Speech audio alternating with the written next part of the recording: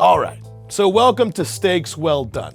This is a little bit different than what I usually put out, but I've been meaning to put out some gambling content for a while. And I know you're asking yourself, Steaks Well Done, what the hell is that? So here's how it works. 72 hours, me versus a friend. I'm his friend, Jared Bonner, writer-producer of indie film and degen gambler. At the end of those 72 hours, whoever has the most money is getting a box of meat from our sponsor, Piedmontese Steaks. This episode, Dumb Love is sponsoring my 1K bankroll. Thanks, Dumb Love. For this episode, I'm being bankrolled by Work Socks. Get more info on them in the description below. Since I've known Nadav, we have been making bets, whether it's on fights, whether it's blackjack at his house, playing poker. The more I play with him, the more I win. So when he said, hey, you want to compete against me? I'm like, yeah. So I land in Vegas. It's 3 p.m. I text Jared. I'm like, where the fuck are you? Competition starts now. I had to push the flight back because my lady had a work meeting, and Nadav has 2 extra hours to gamble before I even get there. And I find out he changed his flights at the last minute. Yeah, I put a quick $50 in the airport slot machine, and yeah, it's never worked for me before, but that doesn't mean that it's not gonna work this time for me. Nadav's down $50 for gambling in an airport. Serves him right. I said, you know what, Nadav? We're gonna wait until Jared touches down, because even though we're competing against each other, boy, do I love gambling with my friends. My feet hit the ground. We go straight to the El Cortez. I'm not one to bet machines, but I know blackjack. And I was like, Nadav, that's fine. Let's do this. Throw $100 in. I get a 15. The dealer has a 10. The book says hit.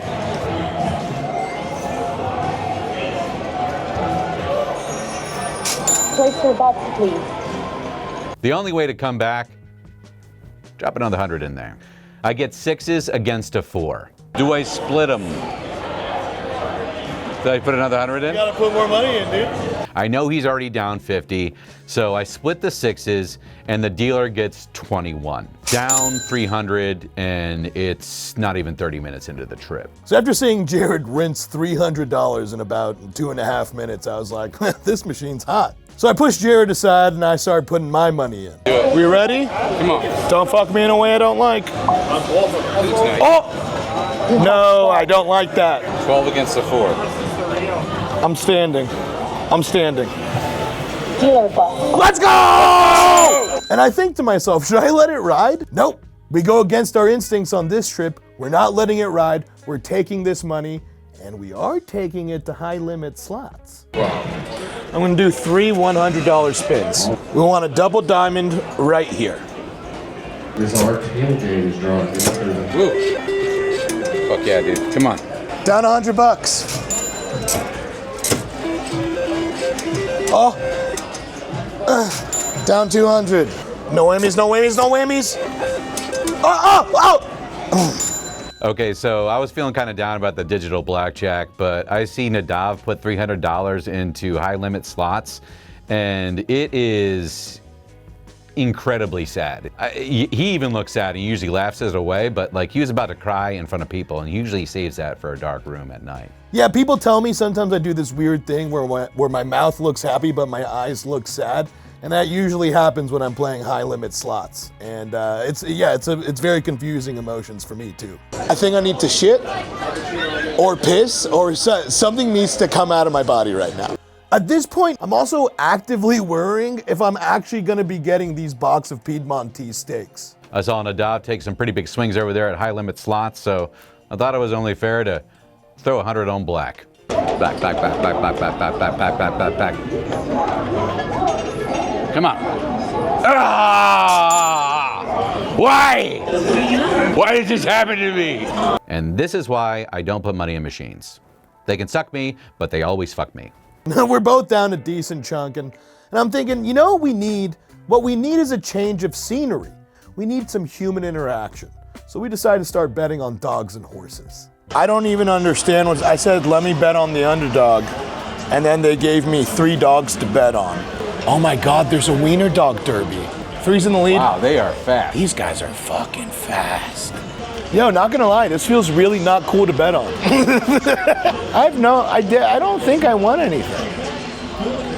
But like one of my doggies got in third.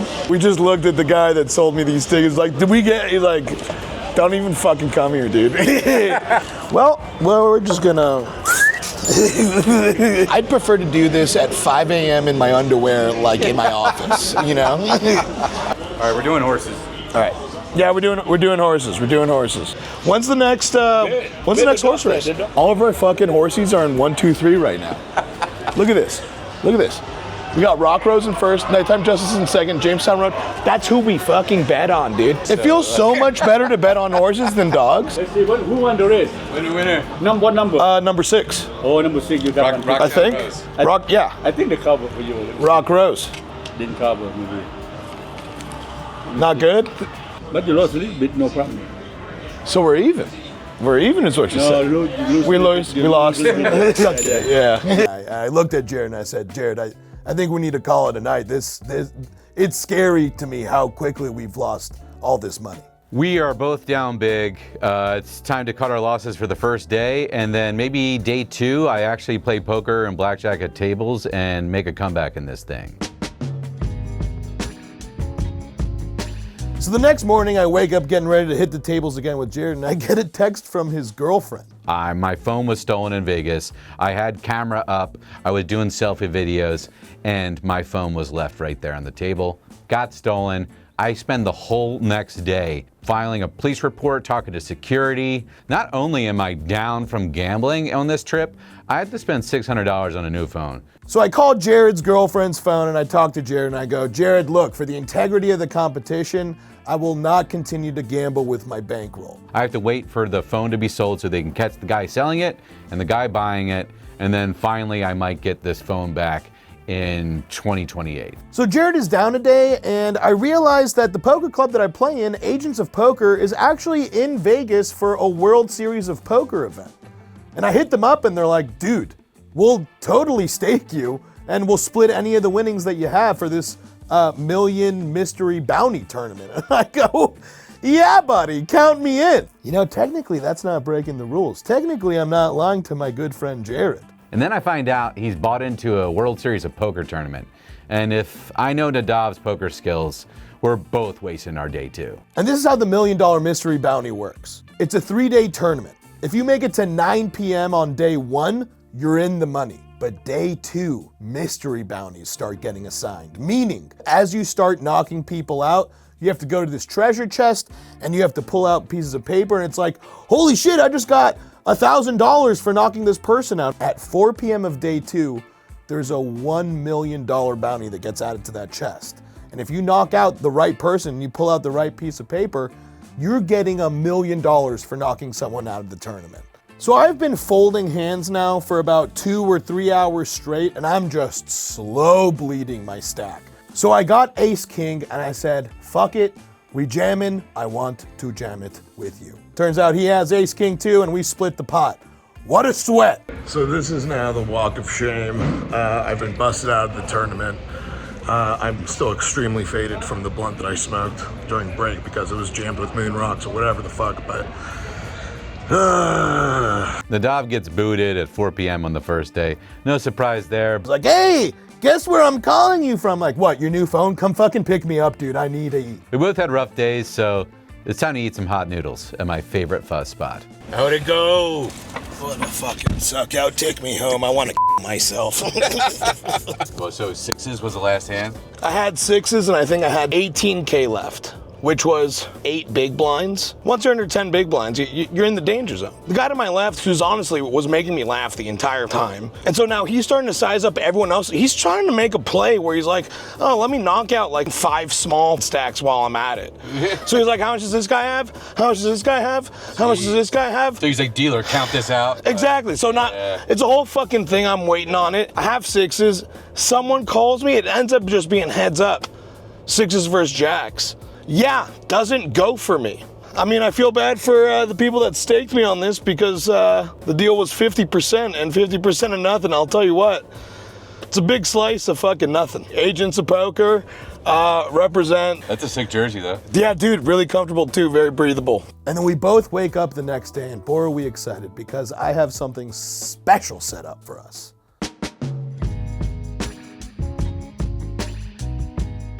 So I call up my host at Ellis Island. Shout out to Nick. Nick, you're the fucking man, dude. And if you know Ellis Island, you're good people, because no one stumbles into there. You go in there with intention. And that day, we went in with the intention to win. I started with 500, and I am severely under that. I proposed this idea to him, like, hey man, I would love to set up a craps game at Ellis Island. And he goes, you know, if we get enough of you and your friends, we could actually let you guys film at the table. And the way that it works in Vegas, they almost never let you film table games. Right before we get there, Jared's just like, hey Nadav, I don't know how to play craps. What are the rules again? I'm just down to have fun at this point and learn a new game. We get in, I lose $100 quick. Everybody is shooting, doing selfie videos while they play craps. While there's so much betting going on the table, I'm really trying to see what the hell is going on. What have I done? Say nice. I don't know what the fuck I'm doing. It gets to me to roll. There has to be a certain way. I wasn't taught how to roll. You chuck the die, hit the furthest wall from you.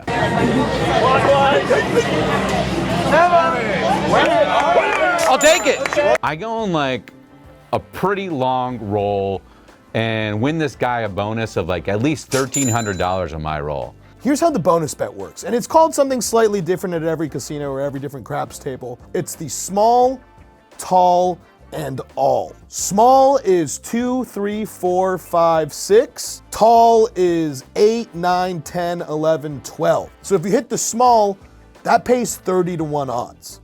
If you hit the tall, that also pays 30 to 1 odds. But if you hit all of them, that pays 150 to 1 odds. So you start getting real stupid fucking money if you start hitting any of those.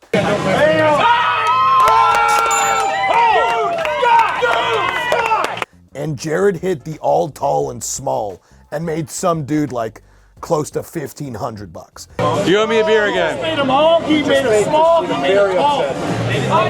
Holy shit, dude. I'm gonna keep going. Yeah. I go back up $200 up. And I'm beginning to think that I like craps. Jared is a natural dice thrower. I saw him hit 6s, 8s, non-stop. I'm so confused. I'm throwing the dice. Everybody's cheering. The vibes start like getting amazing at the whole table. Well, at once, like walking up to the table, I was like, who are these degens? And everybody's actually a pretty good dude. And also they're very nice to you when you win them $1,300. And that's the great thing about craps. I knew about maybe, let's say, 20 to 30% of the people that were at the table, and everyone else, when one person wins, everybody wins. It's one of the only situations where you can have that much fun with people you don't know. You want to hug and kiss a man on the lips? You could do that at a craps table. Well, maybe like just on the neck softly a little bit, but like they're not gonna, if you just made them a shit ton of money, they'll be okay with it. They better be. I go on this monster roll. Vibes are great. Everybody's high-fiving each other. Now, I don't know what my good luck charm is on this trip, but the craps table is just on fire. Everything that I had lost for the last 48 hours previously is miraculously getting replenished into my bankroll. You know, minus Agents of Poker. Really sorry, you're not getting that 1,000 back. But I'm seeing my stack starting to raise. I'm seeing Jared's stack starting to raise, and I'm starting to really think, hold on, there's a real competition going on here. Who the hell is gonna come out on top? The 3 hours ends, everybody's up. Nadav and I have a drink with our lady, eat some food, and they're both looking at each other like, should we go back to the table? Should we go back to the table at Ellis Island and play some craps? And I go on another monster roll. 6! Let's go, buddy! But I make myself $550 profit just within 2 hours. I'm yelling at everybody at the table. I'm feeding you. I'm amazing. Come over for Thanksgiving. That's why you press it. I know I love craps. I think we're both in a surplus. We haven't counted our chips. We haven't done all the math. Who's actually in front in this competition? We color up. Turns out I'm 250 up on Nadav. So I'm feeling pretty confident, but I do have to get on this flight about 2 hours before him. So Jared's flight is a little earlier than ours, and as we say goodbye, I ask him, I go, hey, if I gamble a little more, could that count towards the competition? He made the mistake of saying yes. So I go back to the craps table, and no joke, I turn $250, which I was planning to just double so that we're even. And I'm like, oh, it's a wash. I guess we have to split these pots of steaks.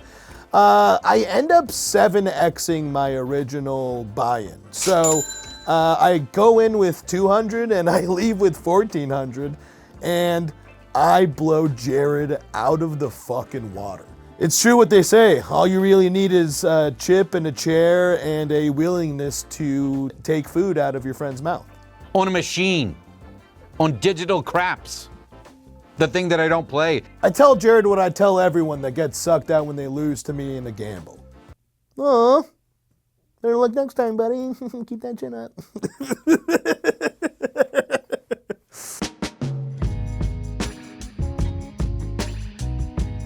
Well, looks like my box of Piedmontese steaks has come in. Jared, I'm so sorry that you're missing out on all this glorious meat. Grass-fed, grass-finished, beef boneless ribeye. Oh, I can't even. Look at that. Oh, I'm gonna Denzel Washington it. All right, that doesn't sound as cool as I thought it did. Big thanks to Dumb Love for sponsoring my 1K bankroll. Find the link below for some pickleball apparel. So I'd like to thank WorkSocks, who staked me 1K for the original trip, and I'd also like to thank Agents of Poker for staking me for the World Series of Poker event that they enrolled me in. And if you'd like to become a bankroller for a future episode, go ahead and email us at verynadavshow@gmail.com. So this concludes the first episode of Stakes Well Done. I hope you enjoyed it. If you did, let me know in the comments section. And honestly, I can't wait to see what episode 2 looks like. Comment, like, and subscribe. We'll see you on episode 2.